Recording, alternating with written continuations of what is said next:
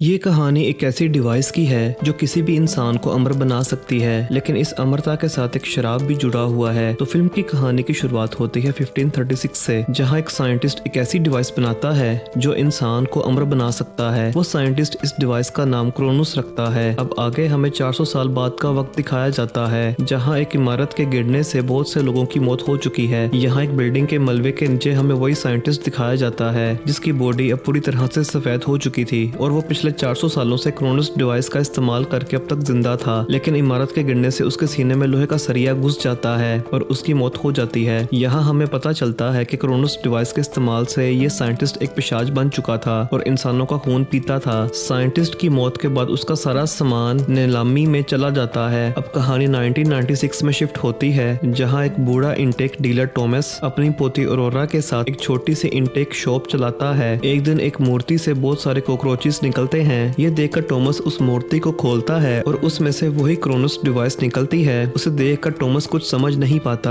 और उस डिवाइस को अपने पास रख लेता है। इसके बाद हमें एंजल नाम के एक आदमी को दिखाया जाता है जो अपने अमीर अंकल डाइटर के लिए काम करता है। डाइटर को बहुत ही बुरी बीमारी ने घेर लिया है और वो मरने के बिल्कुल करीब था, इसलिए वो कई सालों से उस क्रोनोस डिवाइस की तलाश कर रहा है। डाइटर के पास उसी साइंटिस्ट की डायरी भी होती है जिससे उसे क्रोनोस डिवाइस के बारे में सब कुछ पता होता है और डायरी से डाइटर को यह भी पता चलता है कि किस मूर्ति में साइंटिस्ट ने क्रोनोस डिवाइस को छुपाया था। इसलिए डाइटर पिछले कई सालों से 1536 की सभी मूर्तियां खरीद रहा है और इसके बाद डाइटर एंजल को टॉमस की इंटेक शॉप पर भेजता है, जहां एंजल को वही मूर्ति दिख जाती है और वो उसे टॉमस से ज्यादा पैसे देकर खरीद लेता है और वहां से चला जाता है। इस पर टॉमस को कुछ शक होता है और वो उस मूर्ति से निकली डिवाइस की जांच करने लगता है। टॉमस डिवाइस को अपने हाथ में रख लेता है और उसकी चाबी घुमाता है। तभी अचानक से डिवाइस के मकड़ी जैसे पैर बाहर आ जाते हैं और टॉमस के हाथ को जकड़ लेते हैं। इस पर टॉमस दर्द से तड़प उठता है और डिवाइस को खींचकर हाथ से छुड़ा लेता है। तभी डिवाइस के सारे पैर वापस अंदर चले जाते हैं। अब टॉमस देखता है कि उसका हाथ जख्मी हो चुका है और उससे खून भी बह रहा है, इसलिए वो अपनी बीवी मैसी के पास जाता है, जहाँ मैसी टॉमस की पट्टी कर देती है। फिर इसके बाद उसी रात टॉमस के साथ अजीब चीजें होने लगती हैं। उसे प्यास लगती है तो वो फ्रीजर का सारा पानी पी जाता है। इसके बाद टॉमस की नजर फ्रीजर में रखे कुछ कच्चे मांस पर पड़ती है और वो उसे कच्चा ही खाने के बारे में सोचने लगता है। फिर थोड़ी देर बाद टॉमस के उसी जख्मी हाथ में बहुत ज्यादा खुजली होने लगती है, जिससे टॉमस बेचैन हो जाता है और पागलों की तरह अपने हाथ को खुजाने लगता है। लेकिन उसे कोई आराम नहीं मिलता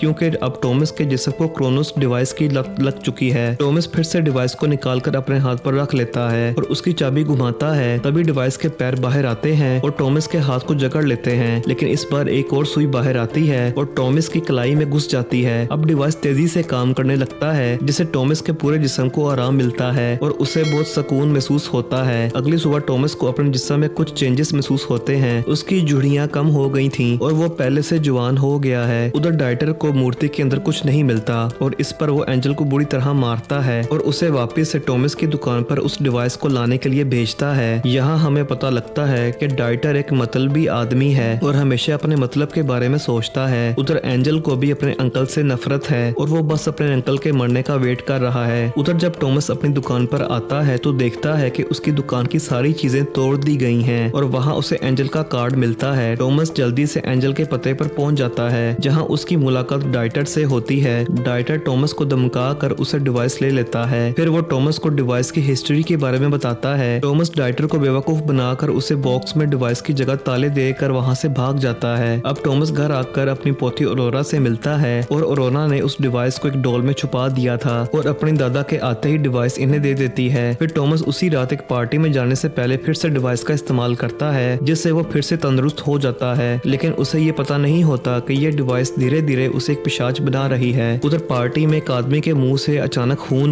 निकलने लगता है, जिसे देखकर टॉमस के मुंह में भी पानी आने लगता है। टॉमस उस आदमी का पीछा करते हुए बाथरूम में जाता है, जहाँ जमीन पर पड़े खून को देखकर वो खुद को रोक नहीं पाता और जमीन पर लेटकर खून को चाटने लगता है। तभी अचानक वहाँ एंजल आ जाता है और टॉमस को मारकर बेहोश कर देता है और अपने साथ एक सुनसान जगह पर ले आता है। अब एंजल टॉमस से क्रोनोस डिवाइस मांगता है, जिस पर टॉमस डिवाइस देने से साफ मना कर देता है। इस पर एंजल गुस्से में टॉमस को बुरी तरह मारता है और उसे बताता है कि वो नहीं चाहता कि उसके अंकल को क्रोनोस डिवाइस मिले, क्योंकि एंजल अपने अंकल को मरते हुए देखना चाहता है ताकि उसकी सारी संपत्ति एंजल की हो जाए। अब एंजल टॉमस को कार में बिठाकर पहाड़ी से नीचे फेंक देता है और और फिर एक शराब की बोतल भी नीचे फेंक देता है, जिससे सबको लगे कि टॉमस नशे में धुत होकर हादसे का शिकार हो गया। इसके बाद एंजल वापस जाकर अपने चाचा डाइटर को सारी बात बता देता है, लेकिन डाइटर को ये सब सुनकर काफी गुस्सा आ जाता है और वो एंजल को फिर से मारता है। डाइटर एंजल को बताता है कि जिसने भी क्रोनोस डिवाइस का इस्तेमाल किया है वो तब तक जिंदा रहेगा जब तक उसके दिल में सुराख नहीं किया जाता। उधर टॉमस की बॉडी मिल जाती है और उसे जलाने के लिए तैयार किया जाता है। बाद में टॉमस की बॉडी को जलाने के लिए मुर्दा घर की भट्टी को जलाया जाता है और पूरे ताबूत को भट्टी में डाल दिया जाता है, लेकिन टॉमस पहले ही बाहर निकल चुका होता है। इस वक्त तक टॉमस को ये पता लग चुका होता है कि क्रोनोस डिवाइस ना के इंसान को जवान बनाती है बल्कि उसे दोबारा से जिंदा भी कर सकती है। अब टॉमस चुपचाप अपने घर लौटता है, जहां उसे गेट पर उसकी पोती ऑरोरा मिल जाती है और वो टॉमस से डरती नहीं है बल्कि उसे छुपाने में मदद करती है और टॉमस की फिर से पट्टी करके उसे क्रोनोस डिवाइस देती है। डिवाइस लगते ही टॉमस को काफी आराम मिलता है, लेकिन अगली सुबह जैसे ही सूरज की रोशनी टॉमस पर पड़ती है उसकी जिल्द जलने लगती है। जाहिर है कि क्रोनोस डिवाइस ने टॉमस को एक पिशाच बना दिया है जो जिंदा तो है लेकिन अब एक शराब के साथ बंधा हुआ है। अब टॉमस डाइटर से साइंटिस्ट की डायरी चुराने का फैसला करता है और उसके घर पहुंच जाता है। ऑरोरा भी अपने दादा को अकेला नहीं छोड़ना चाहती, इसलिए वो भी टॉमस के साथ डाइटर के घर जाती है। घर के अंदर आते ही टॉमस डायरी ढूंढने लगता है और उसे मिल भी जाती है, लेकिन जब वो डायरी खोल कर देखता है तो पता चलता है कि उसमें सबसे जरूरी सफा गायब है। तभी पीछे से डाइटर वहां आता है और टॉमस को बताता है कि उसे पता था कि टॉमस डायरी लेने जरूर आएगा, इसलिए उसने वो सफा पहले ही फाड़ दिया था। अब टॉमस डाइटर से रिक्वेस्ट करता है कि उसे बचने का तरीका बता दे, लेकिन डाइटर टॉमस की जली हुई जिल्द को खींच लेता है और उसकी सफेद हो चुकी जिल्द देखकर उसे बताता है कि अब वो पूरी तरह से एक पिशाच बन चुका है। इस पर टॉमस कहता है कि वो एक खून पीने वाला जानवर नहीं बनना चाहता। डाइटर टॉमस से कहता है कि वो उसे बचाने का तरीका बताएगा पर पहले उसे क्रोनोस डिवाइस देना होगा, लेकिन जैसे ही क्रोनोस डिवाइस डाइटर को मिलता है वो धोखेबाज बूढ़ा टॉमस के पेट में छुरा घोंप देता है और उसे जमीन पर गिरा कर उसके सीने में छुरा घुसाने की कोशिश करता है। तभी ऑरोरा आकर डाइटर पर पीछे से हमला कर देती है, जिससे डाइटर वहीं पर बेहोश हो जाता है और उसकी बॉडी से बहुत सारा खून बहने लगता है। इतना खून को देखकर टॉमस खुद को रोक नहीं पाता और डाइटर का खून पीने लगता है। इस दौरान एंजल भी वहां आ जाता है और डाइटर को जमीन पर घायल पड़ा देखकर बहुत खुश होता है। तभी डाइटर होश में आता है और एंजल से मदद मांगता है, लेकिन एंजल अपने चाचा को बचाने के बजाय अपने पैर से उसका गला रौंद कर उसे मार डालता है। अब अपने चाचा को मरा हुआ देखकर एंजल खुशी से झूम उठता है, क्योंकि आखिरकार अब वो हर एक चीज का मालिक बन गया है। जब एंजल अपनी जीत का जश्न मना रहा होता है तभी टॉमस पीछे से आकर उस पर हमला कर देता है और ऑरोरा को लेकर छत पर भाग जाता है, लेकिन एंजल भी टॉमस का पीछा करते हुए छत पर पहुंच जाता है। आखिरकार एंजल दोनों दादा पोती को घेर लेता है। टॉमस अपनी पोती और ऑरोरा को बचाते हुए उसे नीचे भेज देता है और खुद एंजल का सामना करता है। अब एंजल टॉमस को लोहे की रॉड से बुरी तरह मारता है और मार मारकर उसे अधमरा कर देता है। आखिर में टॉमस को समझ आ जाता है कि वो एंजल का सामना नहीं कर पाएगा, इसीलिए टॉमस एंजल को अपने साथ लेकर बिल्डिंग से नीचे कूद जाता है। नीचे गिरने से एंजल की तो मौके पर ही मौत हो जाती है, लेकिन टॉमस के अमर होने की वजह से उसे कुछ नहीं होता। हालांकि अब टॉमस बहुत ज्यादा कमजोर हो चुका है और उसकी जिल्द भी अब जलने लगी है, क्योंकि अब उसे खून की जरूरत है। तभी टॉमस की नजर ऑरोरा के हाथ पर लगी चोट पर पड़ती है और उसकी प्यास भड़कने लगती है, लेकिन टॉमस खुद को काबू में कर लेता है क्योंकि वो एक अच्छा इंसान है और खून पीने वाला जानवर नहीं बनना चाहता। अब टॉमस समझ गया है कि क्रोनोस डिवाइस इंसान को अमर तो बना सकती है, लेकिन साथ ही वो इंसान को खून पीने वाला पिशाच भी बना देती है। इसलिए टॉमस क्रोनोस डिवाइस को पत्थर से पीट पीट कर उसे चकनाचूर कर देता है और डिवाइस को पूरी तरह तोड़ देता है ताकि दुनिया में किसी और को ये शराब ना लगे। इसके बाद हमें कुछ वक्त का सीन दिखाया जाता है जहाँ टॉमस अब पूरी तरह से एक पिशाच बन चुका है और उसकी जिल्द पूरी तरह सफेद हो चुकी है। खून ना पीने की वजह से उसके जिस्म के हिस्सों ने काम करना बंद कर दिया है। आखिर में अब टॉमस पूरी जिंदगी इस शराब का शिकार होकर अपनी सजा भुगतता रहेगा और ये सीन दिखाते हुए इस मूवी की कहानी इधर ही खत्म हो जाती है।